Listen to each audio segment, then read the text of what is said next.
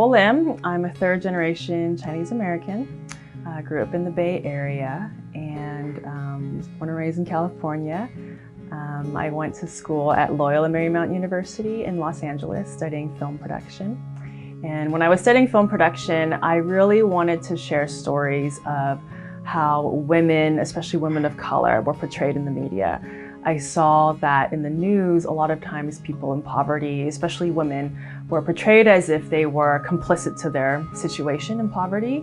But I knew from the stories of my bloodline that that wasn't the case, that despite oppression and poverty, women from places of poverty were incredibly resilient and incredibly strong. And so in film school, I really wanted to showcase those types of stories. And so that's why I studied film. Nicole 大学毕业前决定制作一部关于肯雅妇女的电影 While Women Weep 作为她的毕业发表。在制作影片的过程中，她认识了许多经历过性暴力的女性。在深入了解她们的故事后， Nicole 发现性暴力与贫困和教育缺乏有着直接密切的关系。Nicole 开始帮助几位当时在肯雅遇到的女孩子，她们都是性暴力的幸存者。Nicole 从她们的勇敢坚韧中受到了启发，并将筹到的补助金帮助了这几位年轻女孩。她们努力学习，进入了大学，陆续成为了律师、辅导员和社会工作者。同时，她们也激励了其他相同经历的受害者，带给他们前所未有的希望。 Freely in Hope equips survivors and advocates to lead in ending the cycle of sexual violence. 92% of our high school students graduate. 78% of our high school students transition to college. And 100% of all university scholars graduate from college. Since I became a Freely in Hope scholar, my life has changed. By learning to share about my story, I give hope to others. Counseling has really helped me to gain peace with my past. Freely in Hope brought a smile to my face when I thought I had nothing to be proud of. And I was really inspired by that because I thought, you know, if that were my story, I was a survivor of sexual violence, would I also want to commit my life for the sake of the greater community? Through that work, their dreams had become my own. 肯雅集非洲万变的地理特色于一身，孕育着丰富的野生动物，因而成为狩猎者与探险家的度假胜地。可是，肯雅在2010年一项全国性的调查显示，有超过32%的女性在青少年时期曾遭受性暴力。2010年，一位20岁的美国华裔女孩，在深入了解肯雅性暴力的严重性后，决定全心全意地投入，帮助当地受性暴力创伤的年轻女孩，并且成立了一个非牟利机构 Freely in Hope， 通过帮助性暴力幸存者恢复尊严，进而成立全面的教育和实现梦想的平台。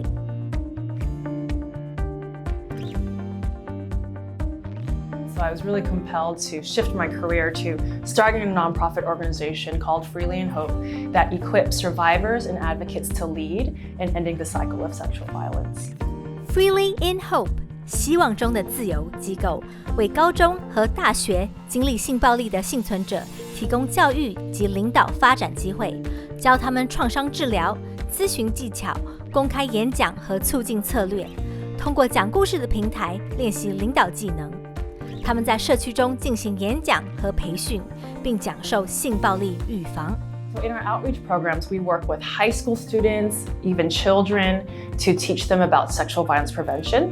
We have a curriculum in the high schools where we have 200 to 500 students per classroom, and we have an 8-week training module where they learn about what is sexual violence, what to do if you or your friend is sexually violated, what are the laws that protect you as a child, and how do you support other survivors. Freely in Hope 机构通过实质的管道来辅导这些年轻幸存者成为社区的领袖，走入校园，推广正向的性教育。Nicole 和她的团队发现，一开始这些社区中有50%以上的学生认为男性与女性无论是否双方同意，随时发生性关系是正常的。然而，在为期8周的培训计划之后，这个比率从50%骤降至35%。And so we're starting to see a shift in culture where in educating them, in letting them know what is the international law, what protects you, what are your rights as a woman, that helps that number go down. And our goal next year is to bring that 35% down to 0% so that both men and women can have just a higher respect for each other in the communities that we serve. So we speak at these schools, both primary schools and high schools, to teach high school students how they can be better advocates against sexual violence. I'm Mary. I'm a graduate from Mount Kenya University.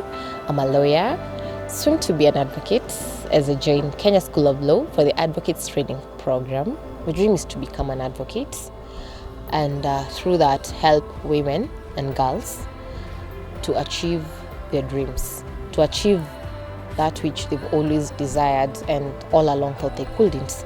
So, and to help them, to encourage them, they can make it. What was it that propelled him to show faith or to believe in this God that he has not seen? I am Winnie. I am 22 years old. I am a student at Kenyatta University. I am currently on teaching practice at Cardinal Otunga Girls, Bungoma. My dream is to be a teacher and teach, and especially teach girls, because there's need to empower the girl child. Education to a woman is education to a whole society. Yes. Nicole 在肯亚的事工也使她有机会认识许多给予她力量和鼓舞的慈善工作者，其中一位就是人权运动者，亦是1984年诺贝尔和平奖得奖者戴斯蒙·图图。他自1980年代开始在南非致力于废除种族隔离政策以及种族灭绝，并在1995年开始领导真相与和解委员会，促成南非的转型正义而闻名于世。And a couple of years ago, I had the opportunity to meet Desmond Tutu, who was a huge advocate in ending the apartheid together with Nelson Mandela in South Africa. And when I met with him, it was just so remarkable to see his joy that was so evident that despite the racism, blatant racism of white South Africans trying to kill off his people, to then becoming a huge national figure, international figure for peace and reconciliation after experiencing so much violence himself, was just really surreal to see that in real life. And to see him just sitting across the table from him over lunch and how completely filled with joy he is at all time. 当时的 Nicole 已经在自己成立的组织内工作了8年，因为多年来听到无数令人难以想象的痛苦及创伤的故事，对于残暴的人性感到极致厌恶。他开始提出像是上帝在哪里？为什么无辜的孩子会经历难以想象的邪恶，而残暴的人却没事？等等问题，甚至一度得到不知名的病毒，以及继发性创伤后压力症，需要在医院长期疗养。That experience of being physically unable to move my body and physically unable to emotionally respond to the situations of violence that were surrounding me. I was diagnosed with secondary post-traumatic stress disorder, and it actually fractured my spirit more so than my body.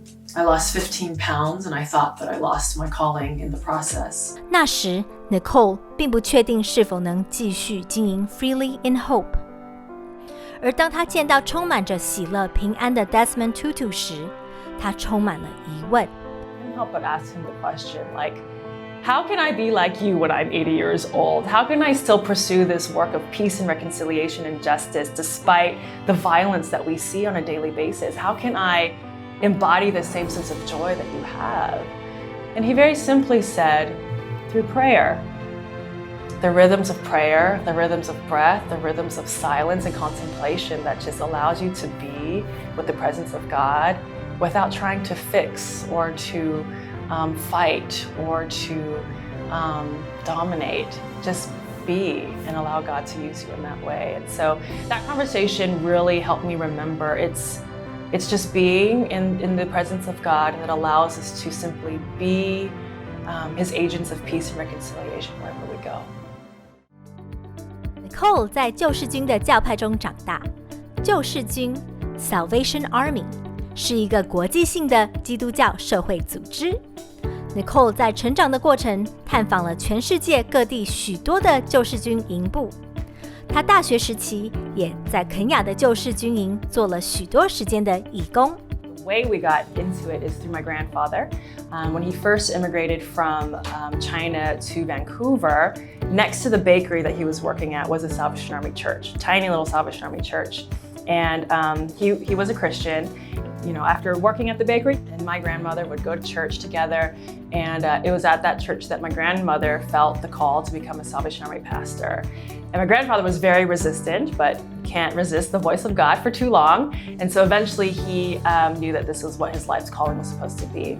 And so my grandparents then became the first Chinese-speaking pastors in the Salvation Army to be at the Chinatown Church in San Francisco.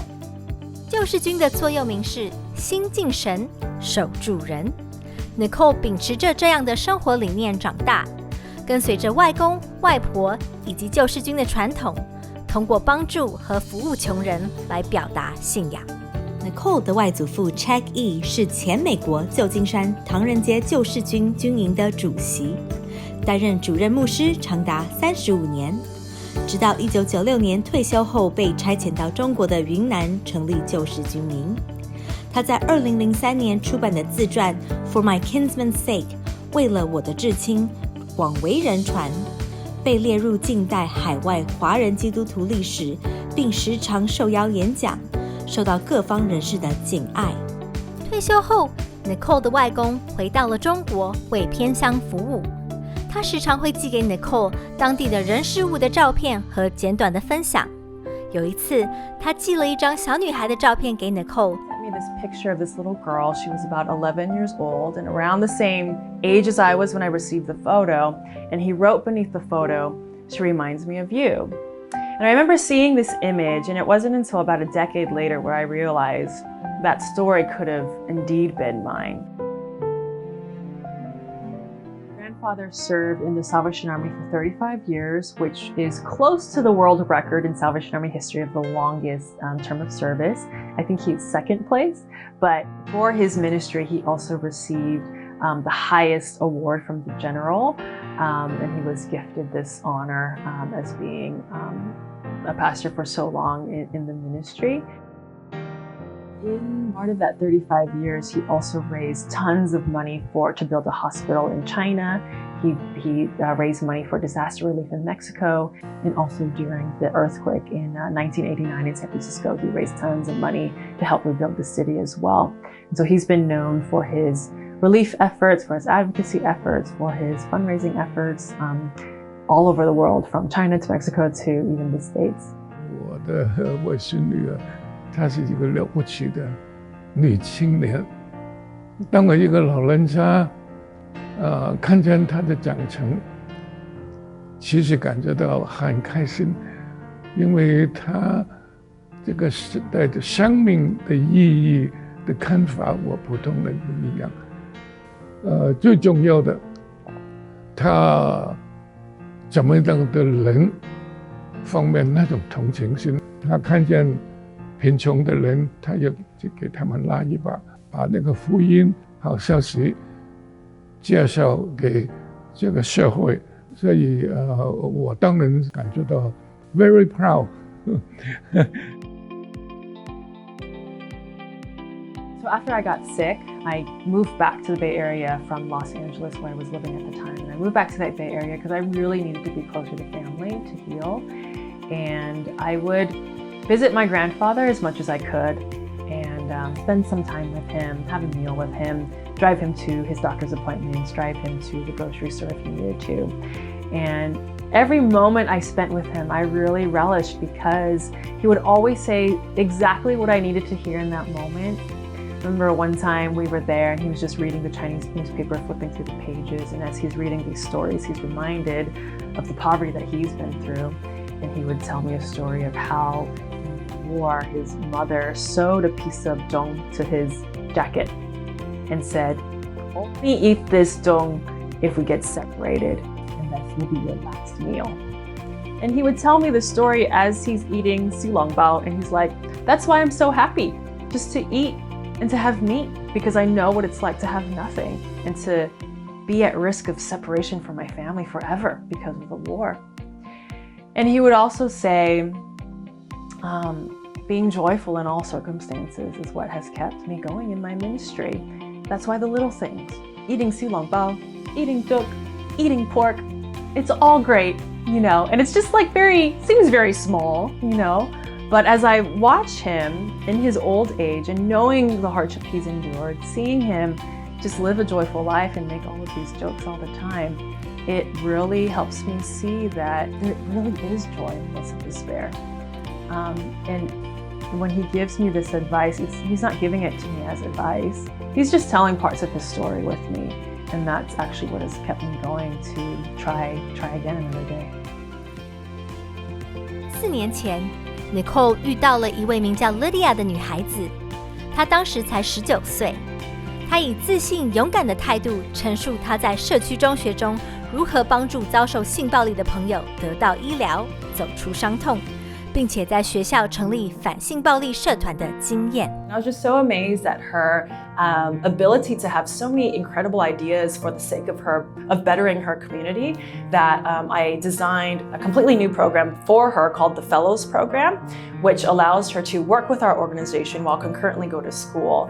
And so she worked with us as a fellow and just exceeded all expectation. And so now she works with us as our sexual violence prevention coordinator as a full-time staff member in Nairobi, Kenya. My name is Lydia Matioli and I'm from Kenya. I grew up in Kibera, which is known as East Africa's largest slum. I was raised in an environment where violence happened regularly to the point where it was normalized. Growing up in Kibera is not easy. It's very difficult because the level of poverty in Kibera is very high, and people are struggling to just make ends meet, and therefore we have a lot of cases of crime and abuse, rape, because there are a lot of unemployed young people who are idle. And I grew up in the midst of all these chaos where we don't have water, we don't have toilets or restrooms. It was tough. On top of that, my dad was very abusive. My mom was beaten by my dad a lot, and some of these memories will never go away. It reached a point where my mom could not take it anymore, and she left for the village, leaving all of us. 在妈妈离家出走后 Lydia 的父亲时常在酗酒后无故以暴力对待 Lydia 和她的兄弟姐妹。Lydia 感到一种黑暗的势力正在压迫她，也因为父亲的暴力虐待而痛恨他，更厌恶他整个生长的环境。那时 Lydia 唯一的避风港就是学校，因为在那里她可以梦想有一天自力更生，脱离那个使她感到痛苦的地方。 I had never experienced the reality of rape until it happened to someone who was close to me, until it happened to someone whom I knew. And so one of the girls in our school was raped at a path where I use every single day to go to school. And she tried telling it to her dad, but her dad did not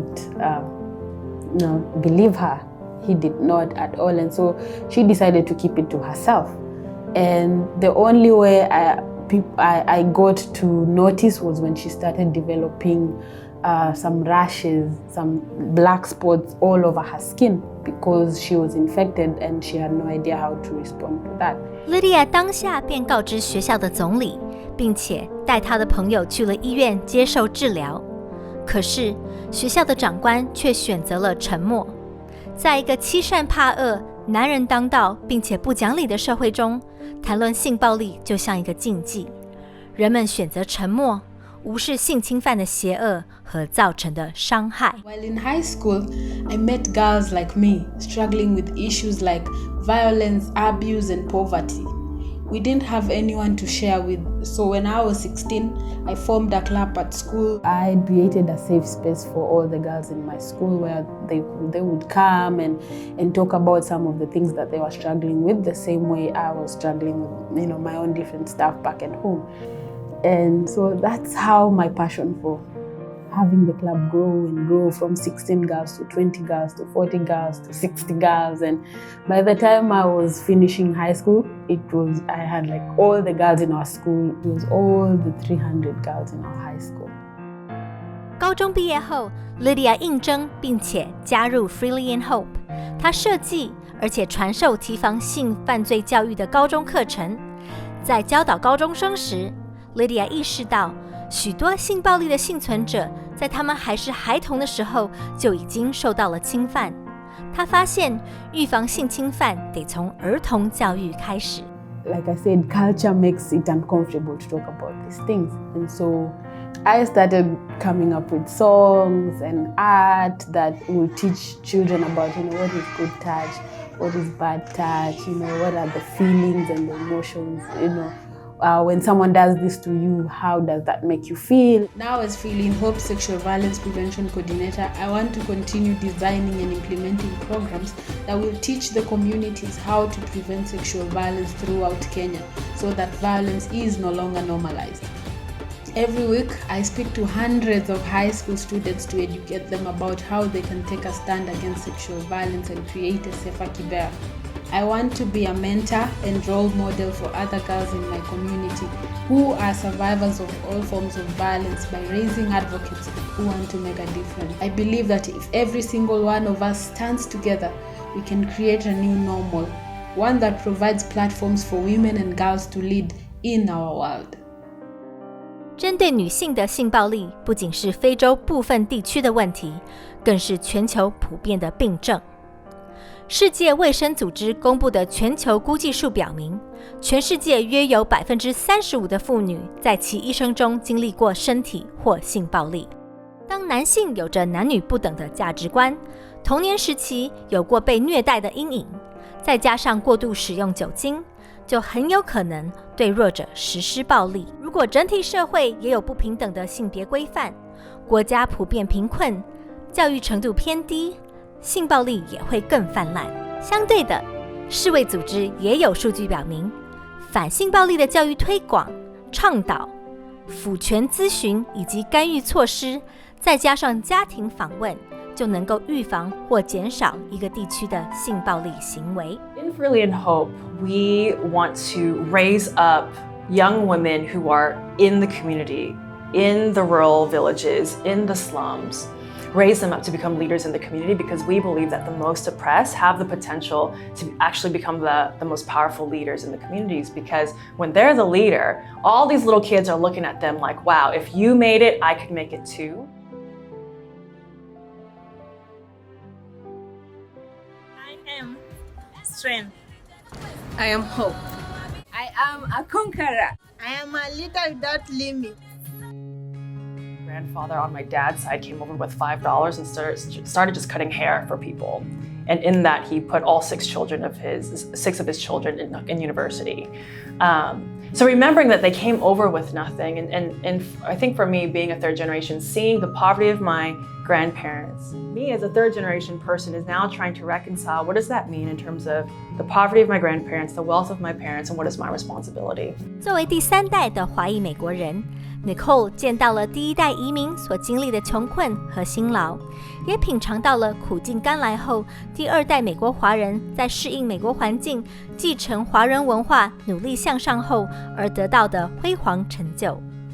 他认为，所有家族历史中曾经经历过穷困，即便现在生活充裕，都应该要正视穷困所带来的问题，也要有使命帮助仍被贫穷压迫中的人。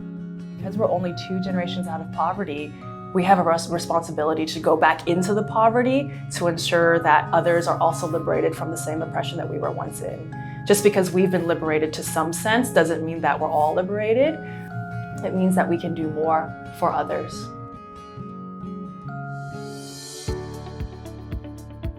一年一度的 Freely in Hope 筹款晚会聚集了各个族群、各个年龄层的支持者，并以金钱和行动响应 Nicole 在肯亚以及非洲其他地区开始的一连串反性暴力、预防性侵犯的教育和辅导工作。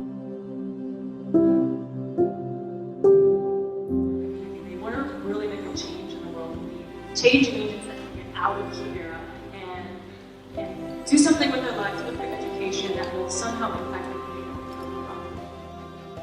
自2010年至今，一个亚裔美国的年轻女孩 Nicole Lim 走出了原本舒适安全的环境，融入非洲弱势妇女的群体，帮助了许多受到严重身心灵创伤的年轻女孩走出伤痛，并鼓舞她们走入社区及校园，借由教育及辅导，打击性暴力思想的根源。